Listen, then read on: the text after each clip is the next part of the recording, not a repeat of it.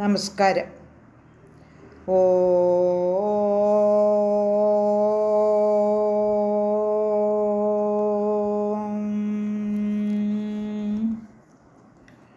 ഓ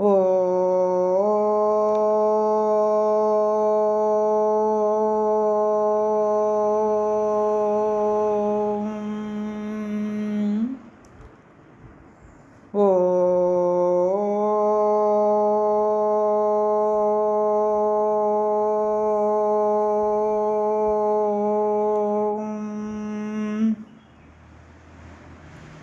സർവമംഗളമംഗല്യേ ശിവേ സർവാർത്ഥസാധികേ ശരണ്യേ ത്രയംബകേ ഗൗരി നാരായണി നമോസ്തുതേ.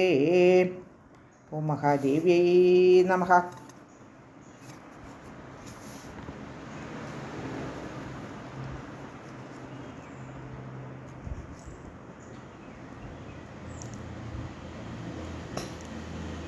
ഋതവാക്ക് രേവതിയെ ശപിച്ചപ്പോൾ എല്ലാവരും നോക്കി നിൽക്കെ ആകാശത്തു നിന്നും ഭൂമിയിലുള്ള കുമുദപർവ്വതത്തിലേക്ക് രേവതി വീണ് വളരെ മനോഹരിയായി പ്രകാശിച്ചു. അങ്ങനെ ആ വീണതിന് ശേഷം രേവതിക്ക് ശാപം കൊടുത്ത ഋതവാക് മഹർഷി അംബികാദേവിയെ ആരാധിച്ച് എല്ലാ സുഖ സൗഭാഗ്യങ്ങളും അനുഭവിച്ചു. അങ്ങനെ വീണപ്പോൾ രേവതി നക്ഷത്രത്തിൻ്റെ തേജസ്സിൽ നിന്നും ഒരു കന്യക രേവതിക്ക് ജനിച്ചു. അവൾ ഏറ്റവും സുന്ദരിയായിരുന്നു. അങ്ങനെ ആ കുട്ടി കന്യകയായി തീർന്നപ്പോൾ പ്രമുജമുനി എന്ന ഒരു ഋഷിശ്രേഷ്ഠൻ അവൾക്ക് സന്തോഷത്തോടെ രേവതി എന്ന് പേരിട്ടു. പ്രായമായപ്പോൾ അവളെ വിവാഹം കഴിക്കാൻ വേണ്ടി വരനെ അന്വേഷിച്ച് അദ്ദേഹം എല്ലായിടത്തും നടന്നു. യോഗ്യനായ ഭർത്താവ് ആരായിരിക്കുമെന്ന് അദ്ദേഹം ചിന്തിച്ചു.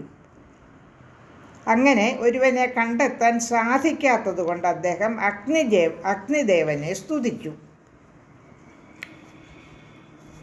അങ്ങനെ സ്തുതിച്ചപ്പോൾ അഗ്നിദേവൻ പ്രത്യക്ഷപ്പെട്ട് ധർമ്മിഷ്ഠനും വളരെ ബലവാനുമൊക്കെയായ ദുർദമൻ എന്നു പേരുള്ളവനായ ഒരു രാജാവ് ഇവളുടെ ഭർത്താവായി തീരുമെന്ന് അനുഗ്രഹം കൊടുത്തു. ഇതെല്ലാം അറിഞ്ഞ ബുദ്ധിമാനായ ദുർദമ രാജാവ് ആ മുനിയുടെ ആശ്രമത്തിലപ്പോൾ പ്രത്യക്ഷപ്പെട്ടു. മുനിയെ അവിടെ അപ്പോൾ കണ്ടില്ല. അതുകൊണ്ട് രേവതിയെ പ്രിയ എന്ന് വിളിച്ചുകൊണ്ട് അദ്ദേഹം രേവതിയെ പ്രിയ എന്ന് വിളിച്ചുകൊണ്ട് ഇങ്ങനെ ചോദിച്ചു. ശ്ലോകം ഇതാണ് സന്ദർഭം. രാജോവാച. ശ്ലോകം 42. മഹർഷിർഭഗവാസ്മാദാസാശ്രമാത്വഗത പ്രിയേ തത്പാദൗ ദ്രഷ്ടുമിച്ഛാമി പദകല്യാണി തത്വതഃ.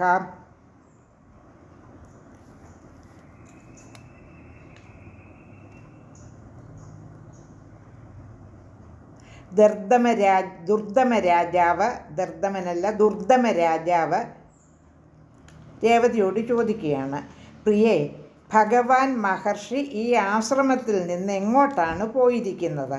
അദ്ദേഹത്തിൻ്റെ പാദം ദർശിച്ചു വണങ്ങാൻ ഞാൻ ആഗ്രഹിക്കുന്നു. ശുഭേ, സത്യം എന്നോട് പറയൂ. കന്യോവാച. ശ്ലോകം 43. അഗ്നിശാലാമുപഗതോ മഹാരാജമഹാമുനിഃ നിച്ഛക്രാമാശ്രമാത്തൂർണം രാജാപ്യാകർണ്യതധ്വജഃ. മഹാരാജാവേ, മഹാമുനിയായ അദ്ദേഹം അഗ്നിശാലയിൽ പ്രവേശിച്ചിരിക്കുകയാണ്. അത് കേട്ട ഉടൻ തന്നെ അദ്ദേഹം ആശ്രമത്തിൽ നിന്നും പുറത്ത് കടന്നു. ശ്ലോകം 44.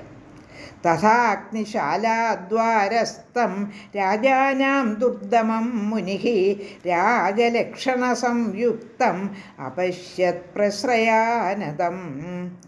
രാജലക്ഷണങ്ങൾ തികഞ്ഞ ദുർദമ രാജാവ് അഗ്നിശാലാദ്വാരത്തിൽ വിനയാന്വിതനായി നിൽക്കുന്നത് മഹർഷി കണ്ടു. ശ്ലോകം 45. പ്രണനാമ ച തം രാജാ മുനിശിഷ്യമുവാചഃ ഗൗതമാനീയതാമർഘ്യം അർഘയോഗ്യോസ്തി ഭൂപതിഃ. രാജാവ് ഉടൻ തന്നെ അദ്ദേഹത്തെ നമസ്കരിക്കുകയും ചെയ്തു. പിന്നെ മുനി ശിഷ്യനോട് പറഞ്ഞു, ഗൗതമ, അർഘ്യം കൊണ്ടുവരൂ. അർഘ്യം നൽകാൻ യോഗ്യതയുള്ളവനാണ് രാജാവ്. ശ്ലോകം 46.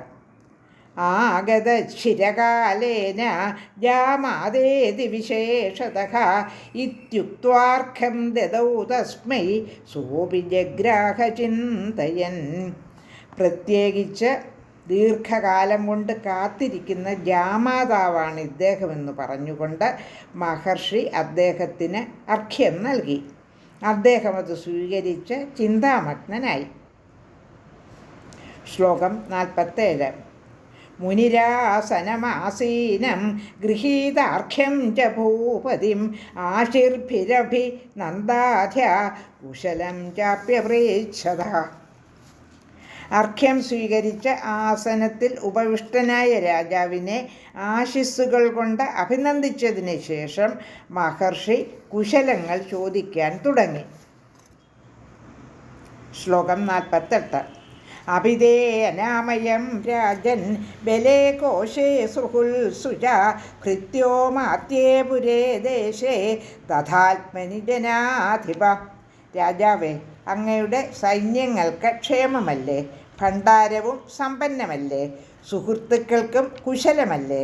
രാജാവേ, ഭൃത്യന്മാർക്കും മന്ത്രിമാർക്കും പട്ടണത്തിലുള്ളവർക്കെല്ലാവർക്കും നാട്ടിലുള്ളവർക്കും അങ്ങേക്കും ക്ഷേമം തന്നെ അല്ലേ? ശ്ലോകം 49. ഭാര്യാസ്ഥിതേ കുശലിനി യതസാത്രൈവ തിഷ്ടതി അതോ ന പൃച്ഛാമ്യസ്യാസ്തേ ചാന്യാസം കുശലം വദ. അങ്ങയുടെ ഭാര്യ കുശലിനിയായി ഇവിടെ തന്നെ വസിക്കുന്നുണ്ട്. അതിനാൽ അവളുടെ കുശലം ചോദിക്കുന്നില്ല. മറ്റുള്ള സ്ത്രീകളുടെ വാർത്തകൾ എന്തെല്ലാമാണെന്ന് പറയൂ.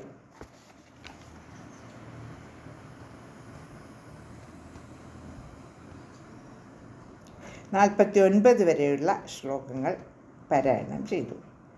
ലോകാ സമസ്ത സുഖിനോ ഭവന്തു.